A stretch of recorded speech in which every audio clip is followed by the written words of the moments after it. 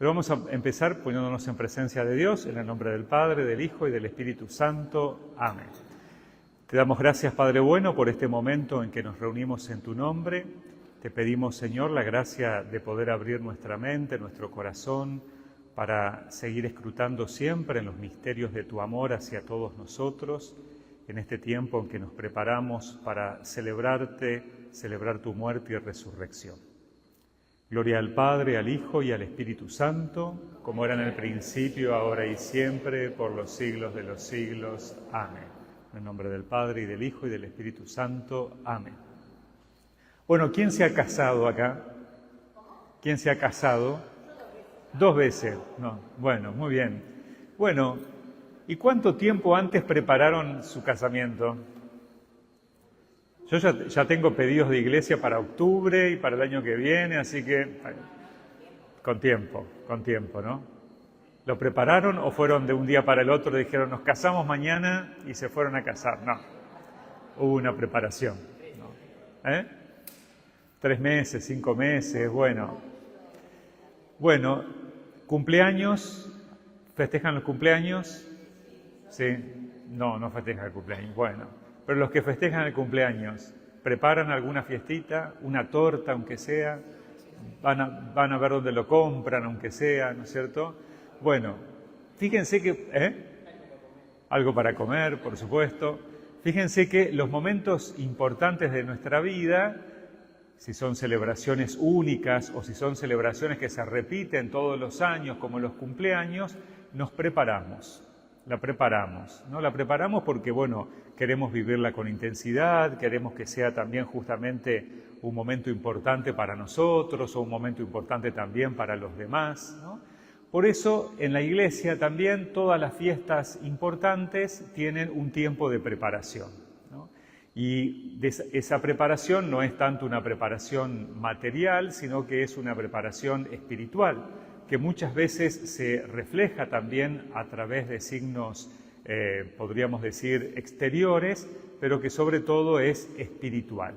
Y por eso la Cuaresma, si uno dice ¿qué es la Cuaresma?, es un tiempo de preparación, ¿no? Un tiempo de preparación, como sabemos muy bien, hacia la Pascua, hasta la Semana Santa y la Pascua, ¿no?, que celebramos justamente lo central de nuestra fe. A veces nosotros... Bueno, tenemos mucha comida en la Navidad, ¿no es cierto? Y es una gran fiesta para nosotros, y sí que lo es, pero más importante que la Navidad es la Pascua, ¿no? Porque justamente, como dice San Pablo, si Cristo no hubiera resucitado, vana sería nuestra fe. Toda nuestra fe se basa en que Cristo efectivamente ha resucitado y resucitando ha destruido el pecado y la muerte, ¿no es cierto? Entonces, por eso es tan importante para nosotros y por eso, como es importante, lo celebramos durante 50 días y nos preparamos durante 40 días. ¿Y por qué entonces podemos decir el número 40? ¿Qué significa este número 40? Este número 40, si ustedes prestan atención en las lecturas, en la Biblia, está presente en varias ocasiones, en varios momentos, ¿no? Por ejemplo, 40 fueron los años que transcurrió el pueblo de Israel en el desierto desde que salió de Egipto hasta que entró en la tierra prometida. Así vemos que, por ejemplo, hoy escuchábamos en la primera lectura de Jonás que decía en 40 días la ciudad va a ser destruida, ¿no? El profeta Elías también estuvo 40 días en el desierto. Jesús estuvo 40 días ayunando. El número 40, todos los números en la Biblia tienen siempre un significado, ¿no? No siempre es un número cronológico, no siempre nos dice que exactamente fue ese número lo que sucedió, sino que tienen justamente un significado, ¿no? Y el 40 en la Biblia justamente es esos 40 años en el desierto, es toda una generación, ¿no? Fíjense que en esa época la gente no vivía mucho tiempo, vivía más o menos eso, 40 años, ¿no? Entonces el 40 justamente era como el recambio de una generación. ¿no? Lo que tardaba en pasar a algo nuevo. Por eso, para nosotros, el 40 tiene siempre ese significado, ¿no? El cambio completo, ¿no? Así como una generación completa de vida, ¿no? El cambio completo, un tiempo de cambio completo, un tiempo determinado para cambiar completamente nuestra vida, ¿no? Por eso el cambio de una generación, 40 años en el desierto, 40 días de ayuno de Jesús, el cambio de la vida privada a la vida pública que hace Jesús, ¿no? Que pasa justamente de su vida privada a la vida pública, y después de esos 40 días en el desierto, Jesús comienza a predicar, empieza su vida pública, ¿no? Entonces, si vemos la Cuaresma, estos 40 días tienen también su historia. No es que de repente empezó a celebrarse, a prepararse la Pascua con estos 40 días, sino que, bueno, en los primeros siglos había como una especie de preparación inmediata de los catecúmenos, ¿no? Los que iban a recibir los sacramentos de iniciación cristiana. En aquella época no se bautizaban de niños, sino que eran los adultos que se convertían. Entonces se preparaban durante 2 o 3 semanas para recibir justamente esos sacramentos. Era la preparación inmediata, ¿no? Y también esas semanas era el tiempo de la penitencia pública, ¿no? La penitencia, nosotros estamos acostumbrados ahora a la confesión. Nos mandamos una metida de pata, vamos, nos confesamos en privado y nadie se entera. En aquella época, en los primeros siglos, no era así. La persona tenía que decir sus pecados públicamente, adelante de todos, ¿no? Y bueno, el obispo entonces le imponía una penitencia, generalmente le ponía cenizas en la cabeza al inicio justamente de esa penitencia, un hábito, y tenían que estar afuera de la iglesia, ¿no? Pidiendo que los demás recen por ese pecador, para que Dios lo perdone, ¿no? Y pasado determinado tiempo, para la Pascua, era nuevamente admitido, era perdonado, ¿no? Esta penitencia pública duró algunos siglos, ¿no? Ya en el siglo IV se empieza esta cuarentena penitencial. También se agrega una pre-cuaresma, 3 domingos antes, ¿no? Y toda esta experiencia justamente del catecumenado, de la preparación para recibir los sacramentos de iniciación. Por eso vieron que en la noche de Pascua por lo general suele haber bautismos, ¿no? Porque justamente viene de aquella época, ¿no? De que en la Cuaresma era el tiempo de preparación para recibir esos sacramentos. Ya en el siglo VII desaparece esta penitencia pública y también el catecumenado, y queda como esto, ¿no? Como un tiempo penitencial, un tiempo también de conversión, ¿no? Que es justamente el sentido que tiene ahora. ¿Cuál es entonces ese sentido teológico? Bueno, la Cuaresma se interpreta en primer lugar desde el misterio pascual. Es decir, si no hubiera Pascua, no existiría Cuaresma. Entonces, la importante no es la Cuaresma, lo importante es la Pascua. Y porque la Pascua es importante, nos preparamos con la Cuaresma. Digo esto también porque a veces nos puede pasar esto de que, ponemos tanto hincapié en la Cuaresma, que está muy bien, pero es para celebrar la Pascua. Lo importante es la Pascua, ¿no? Porque si no, en la Cuaresma rezamos Vía Crucis, esto, lo otro, y bueno, pero es para celebrar la Pascua. Fíjense, la Cuaresma son 40 días de preparación para celebrar 50 días. Deberíamos estar 50 días de fiesta. Bueno, no hay cuerpo que lo resista, creo, ¿no? Pero es también en este sentido espiritual. Y a veces nos pasa esto. Nos pasa de que, bueno, celebramos la Pascua, comemos huevo de Pascua, rosca de Pascua, todo eso, y ya el lunes se terminó, ¿no? Ya volvió la vida a la normalidad. No, la vida no tiene que volver a la normalidad.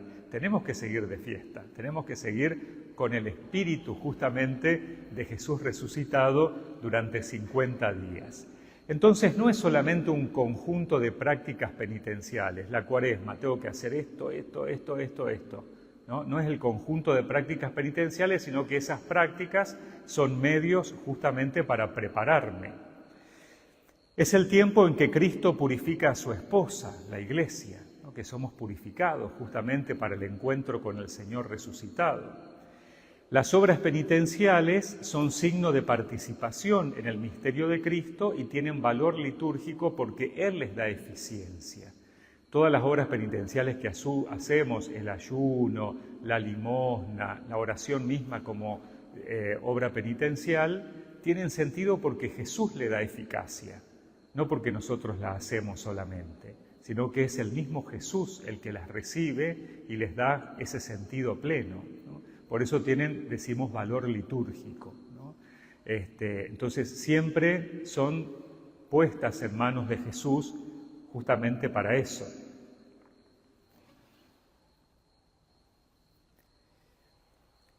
Y entonces, bueno, ¿cuáles son las etapas de la Cuaresma? ¿No? La Cuaresma, decimos, son 40 días, pero si nos fijamos interiormente, está dividida en etapas. Primero, los primeros 2 domingos, ¿no? Los otros días celebramos el domingo primero, ahora este domingo que viene es el domingo segundo, ¿no?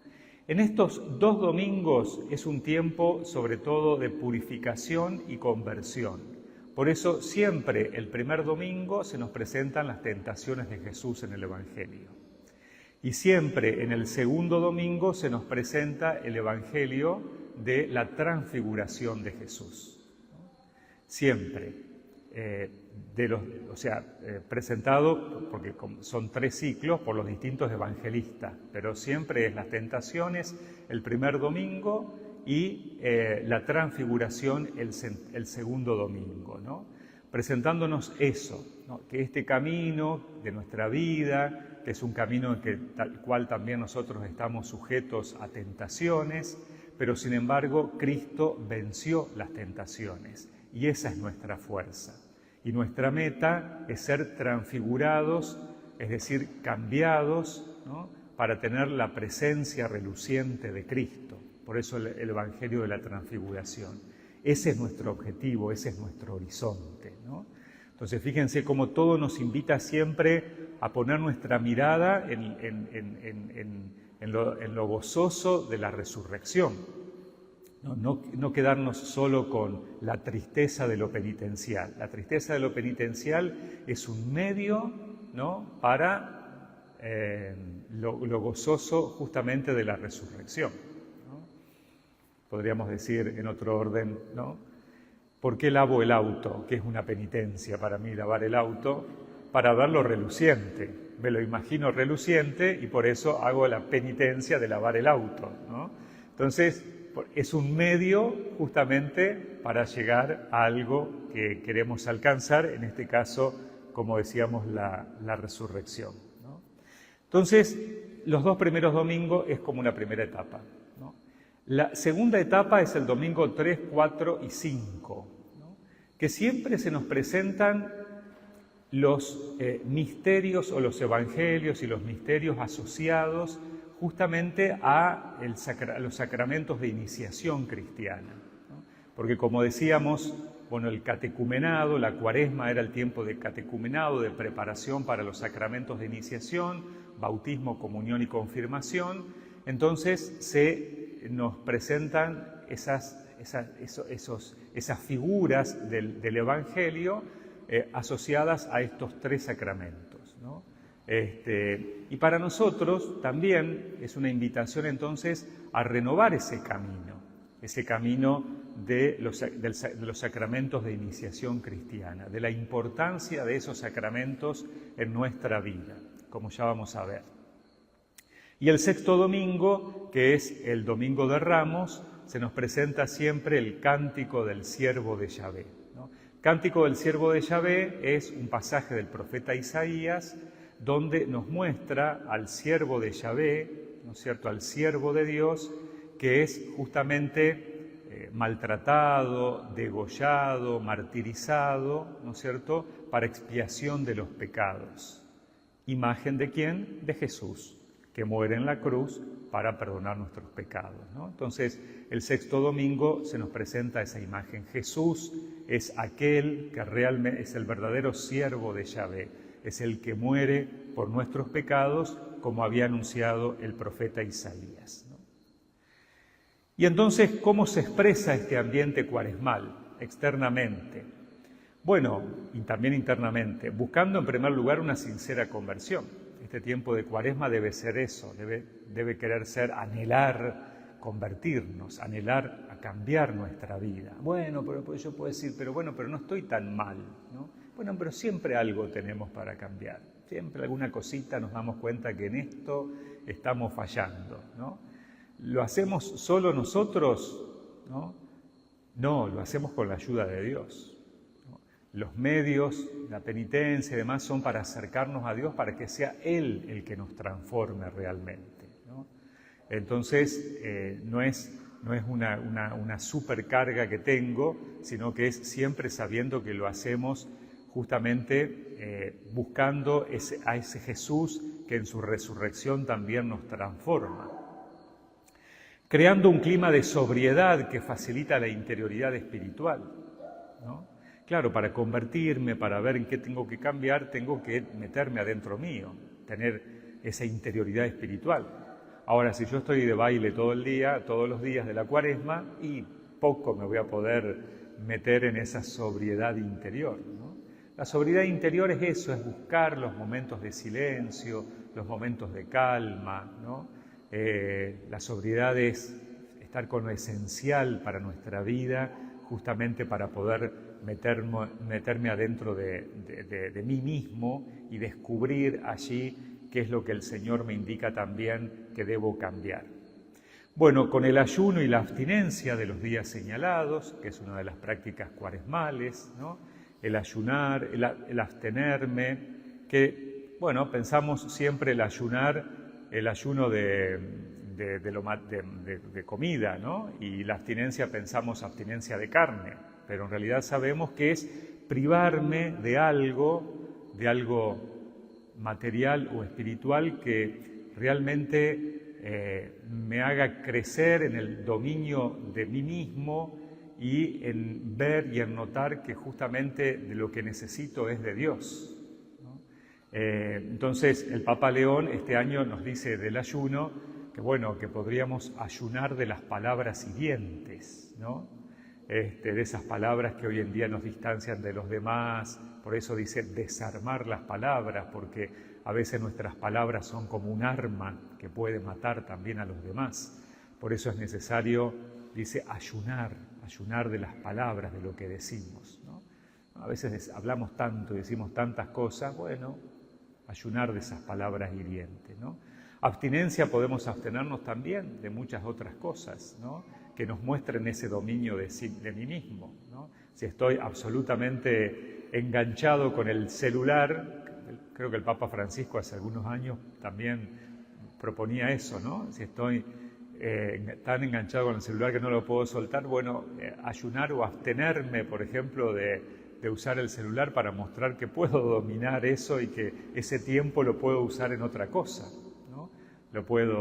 Siempre el ayuno y la abstinencia me tienen que llevar justamente a la caridad, ¿no? A eso que ayuno, que me abstengo, a poder, la limosna, que es el otro signo penitencial, a poder entregarlo, darlo a los demás, ¿no?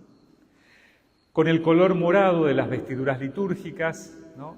Vemos en la misa y en este tiempo tenemos los pendones ahí, ¿no? El color morado que expresa eso, la penitencia. En la misa no cantamos el aleluya, ni rezamos el gloria, ¿no? No ponemos flores tampoco, y tampoco hay música festiva, ¿no? La liturgia dice la música debe sostener el canto, ¿no? Sí puede haber música, pero bueno, toda la música festiva justamente la dejamos para el momento de fiesta, que es la Pascua. Y bueno, y entonces este camino que hacemos en este tiempo de Pascua, de Cuaresma, ¿no? Un camino litúrgico. Si nos fijamos, por ejemplo, en las lecturas que vamos a escuchar. Y esto es lo que nos puede ayudar, sobre todo espiritualmente, ¿no? Y para que cuando vengamos a misa y participemos de la misa, sepamos que estamos haciendo este camino con las lecturas, ¿no? Por un lado está la primera lectura, que sigue su propio ritmo, podríamos decir, su propia intencionalidad.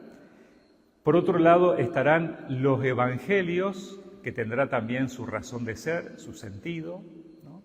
Y la segunda lectura alterna entre a veces reforzar el sentido de la primera lectura y otras veces reforzar el sentido del evangelio, ¿no? Pero son como dos caminos de espiritualidad que nos ayudan a vivir la Cuaresma, ¿no?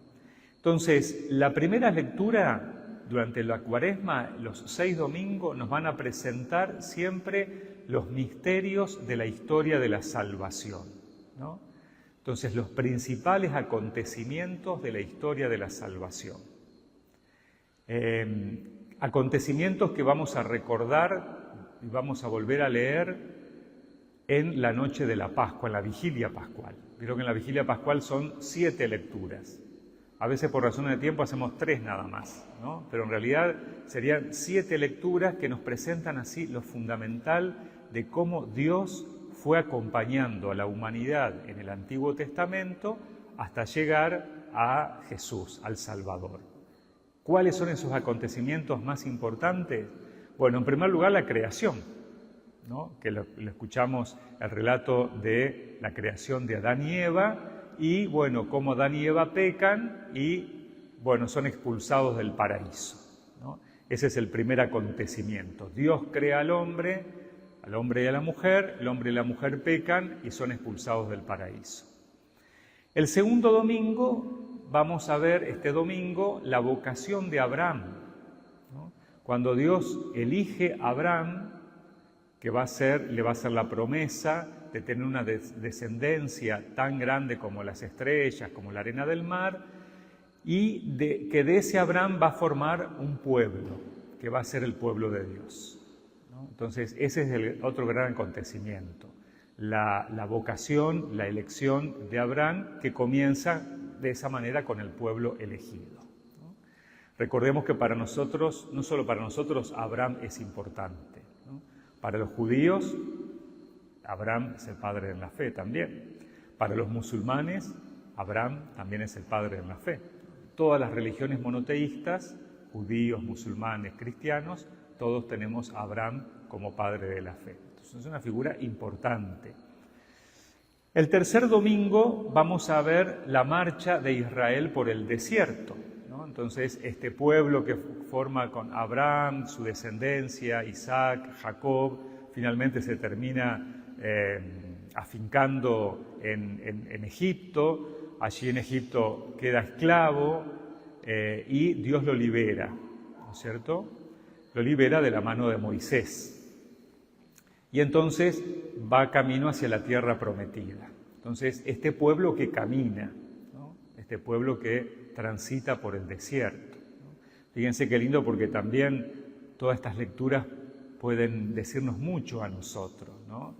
El segundo domingo, como decíamos, Dios elige a Abraham, ¿no? Dios también nos elige a nosotros y seguramente nos hace promesas importantes, ¿no? Que a veces lo de Abraham es: Abraham, sal de tu tierra, ¿no? Le dice Dios a Abraham. Y a veces nos pide también a nosotros salir en este tiempo de Cuaresma de nuestras comodidades, de nuestras seguridades, para lanzarnos un poco más a la misión que el mismo Dios nos encomienda. Y a veces vamos caminando y el episodio que se va a presentar en esta lectura es el episodio donde el pueblo siente hambre, se ha cansado de comer codornices y el maná, y no tienen agua, y entonces se rebelan contra Dios, ¿no? Y le dicen a Dios: bueno, al final estábamos mucho mejor allá en Egipto, ¿no? ¿Para qué nos sacaste? Para que nos muramos acá en el desierto, ¿no? Y bueno, y a veces también nuestra vida puede pasar por esos momentos. Decimos: bueno, pero Dios, al final le hice caso, salí me metí en la iglesia, estoy en la vida de fe y resulta que tengo más problemas que antes. Y la cuestión es, pareciera ser tirar la toalla y volver, aunque antes yo sé que estaba mal, que todo lo que me convertí y dejé fue bueno que lo hiciera, pero pareciera que antes me iba mejor y que con Dios me va peor, ¿no? Ese caminar que a veces es por el desierto, confiando en la tierra prometida, confiando en que lo de Dios siempre va a ser mejor, siempre va a ser mejor. El cuarto domingo, la unción de David como rey de su pueblo, ¿no? Y el episodio es concretamente cuando lo elige a David. ¿Y cómo lo elige? Bueno, manda al profeta a la casa de Jefté, el padre de David, y Dios ha elegido uno de tus hijos como próximo rey de Israel. Jefté entonces le empieza a hacer pasar al mayor, ¿no es cierto?, que era el primogénito, ¿no? Y no, este no es, y pasa el otro, y este tampoco es, ¿no? Y pasan todos los muchachos y ninguno es, ¿no? Y entonces le dice, ¿pero no tenés otro hijo? Ah, sí, pero el menor está allá cuidando las ovejas en el campo. Tráelo, le dice. Y cuando lo trae, es este el que Dios quiere. O sea, el descartado, el que el padre no había pensado, ¿no? Dios le había confiado, lo había elegido a ese que a los ojos del hombre, a los ojos humanos, era nada, el menor, lo había elegido para ser el gran rey de Israel, a tal punto que el Mesías va a ser considerado el descendiente de David, el hijo de David, ¿no? Entonces también qué importante, ¿no? Porque a veces nosotros elegimos con criterios humanos y tenemos que ver siempre los criterios de Dios. A veces yo puedo decir, bueno, pero a mí, no, yo, ¿para qué? ¿Cómo Dios me va a elegir para esto? ¿Cómo me va a querer para esta tarea en la iglesia, esto, lo otro, si yo no sé esto, yo no sé lo otro, ¿no es cierto? Y no, bueno, pero Dios tal vez puso los ojos en nosotros para esa tarea y Dios va a ser el que nos va a sostener, como lo hizo con David, teniendo ese corazón justamente de David siempre, que fue esto, ¿no? El estar dispuesto a hacer la voluntad de Dios. El quinto domingo será la visión del profeta Ezequiel, de los huesos saldrá vida, ¿no? El pueblo de Israel está en el desierto, ¿no? Pareciera que todo se perdió. O sea, todo lo que habían conseguido en Jerusalén, el templo, todo, que era una maravilla, de repente estaban en el desierto y perdieron todo, ¿no? Pero justamente Dios suscita al profeta donde dice que de los huesos, o sea, empieza a describir una imagen donde los huesos se van llenando de carne y demás, y de eso vuelve la vida. Entonces, nos muestra también esto en este tiempo de Cuaresma, que a veces nosotros podemos decir, no, yo ya estoy perdido, o fulano de tal está perdido, o no, esto no tiene más solución, y Dios siempre es capaz de hacer surgir vida, inclusive de lo que nosotros pensamos que ya no puede tener solución. O sea, nunca perder la esperanza. Es Dios el que lo hace, no somos nosotros, ¿no? Entonces, esa confianza justamente en Dios, también en nuestros propios procesos, porque yo puedo decir, no, yo de esto no me puedo convertir, no puedo cambiar esto. Bueno, no te preocupes, es Dios, porque de los huesos también hace surgir vida, ¿no? Y el sexto domingo, como decíamos, el siervo de Yahvé, que se va a entregar para salvar a todos, ¿no? Entonces, esa imagen, esa profecía del siervo de Yahvé, que justamente va a ser Jesús el que lo va a cumplir. Dios suscita a alguien en ese sentido.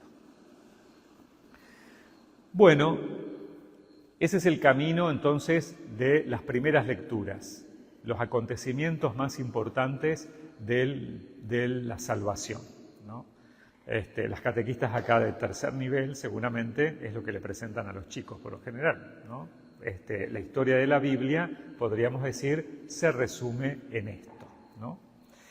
Y el Evangelio nos ofrece, en cambio, un camino distinto, ¿no? un camino propio, que tiene que ver con esto que decíamos, los primeros 2 domingos como una primera etapa, el primer domingo como hemos escuchado, muchas gracias,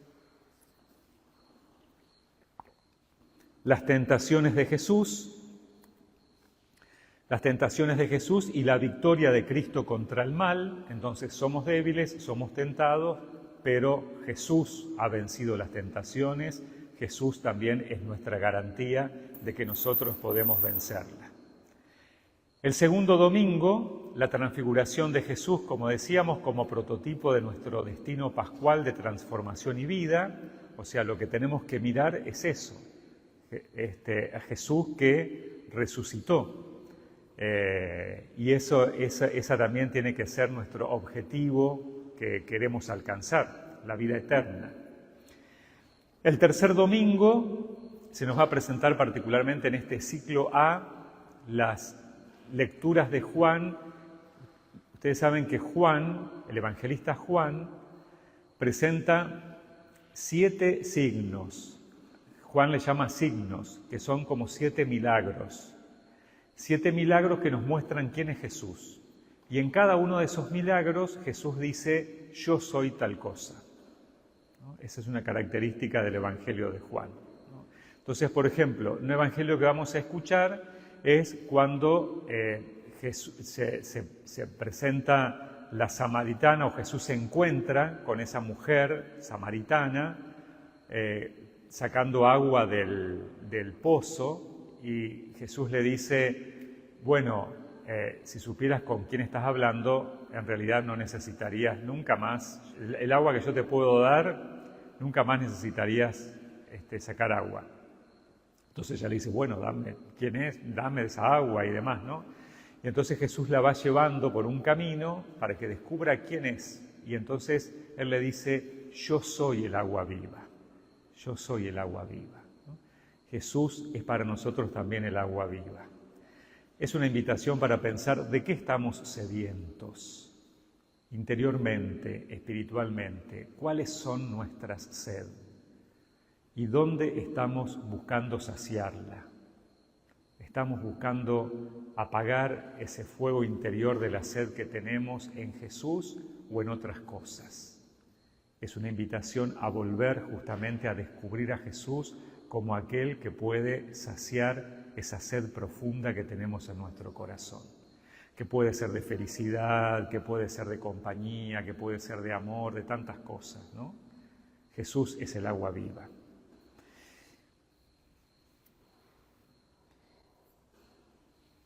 El cuarto domingo es la curación del ciego de nacimiento, ¿no? Y digo de nacimiento porque eso era importante, ¿no?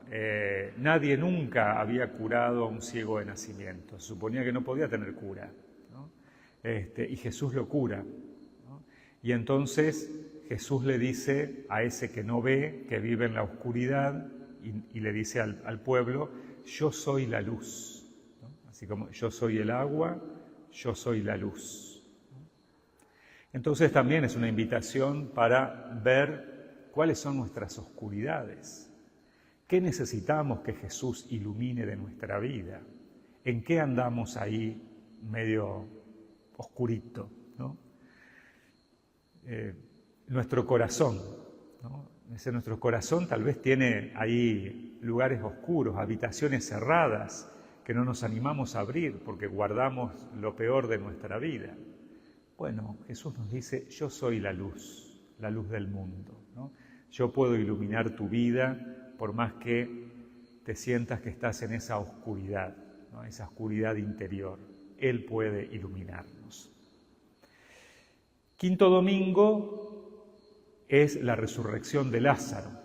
Es el último de los 7 signos, ¿no? Y justamente le devuelve la vida a Lázaro. Y Jesús dice, yo soy la vida, yo soy la vida, ¿no? La vida plena, la vida eterna, ¿no? Entonces se nos presenta como eso, como la vida, ¿no?